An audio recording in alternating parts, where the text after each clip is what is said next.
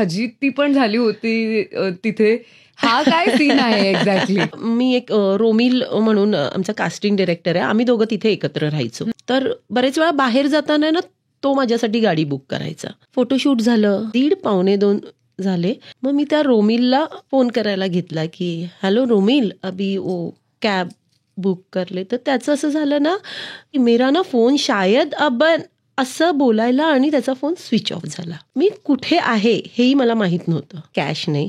फोनवर बघितलं तर मॅपवर आहे ना गाडीने 17 मिनिट चालत 1.25 तास असं आवडून त्या रस्त्यावरून सुरुवात केली ना चालायला.